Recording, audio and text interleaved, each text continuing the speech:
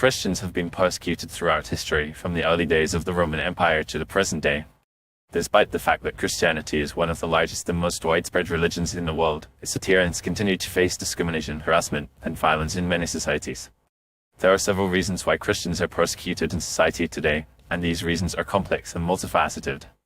One of the primary reasons for Christian persecution is the clash between Christian values and the values of secular society.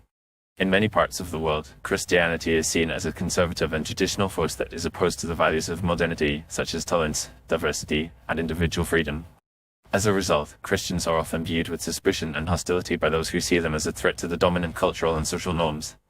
This is particularly true in societies where there is a strong emphasis on secularism and a rejection of traditional religious values. Another reason for Christian persecution is the rise of extremist ideologies that are hostile to Christianity.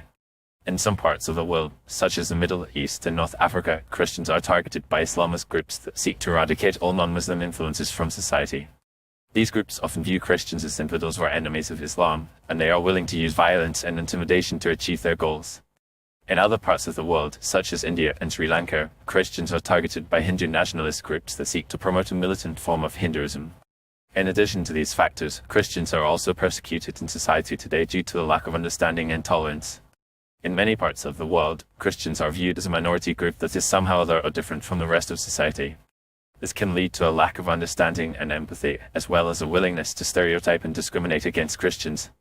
For example, in some parts of the United States, Christians are often portrayed in the media as being intolerant, bigoted, and reactionary, which can reinforce negative stereotypes and contribute to a climate of hostility and persecution. Furthermore, the global spread of Christianity has also led to increased persecution. As Christianity continues to grow and expand into new areas of the world, it is often met with resistance and hostility from established religions and cultural groups. This is particularly true in areas where Christianity is seen as a threat to traditional ways of life or cultural identities. In some cases, Christians are persecuted simply because of their faith, while in other cases, they are targeted due to their involvement in social and humanitarian work. The persecution of Christians is not limited to any one region or country. It is a global phenomenon that affects Christians in many different parts of the world. According to a report by Open Doors, a Christian advocacy group, over 245 million Christians face high levels of persecution in over 50 countries around the world. The report notes that the most severe persecution is found in countries such as North Korea, Afghanistan, and Somalia, where Christians are often forced to practice their faith in secret due to the risk of imprisonment, torture, and death.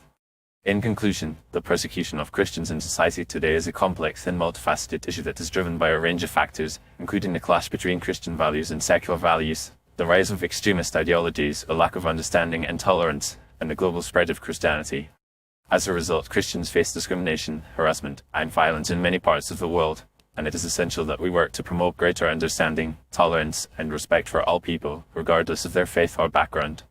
By doing so, we can help to create a more just and equitable society where Christians and people of all faiths can live and practice their faith without fear of persecution or reprisal. Ultimately, it is up to all of us to stand in solidarity with persecuted Christians and to advocate for their rights and freedoms, both in our own communities and around the world.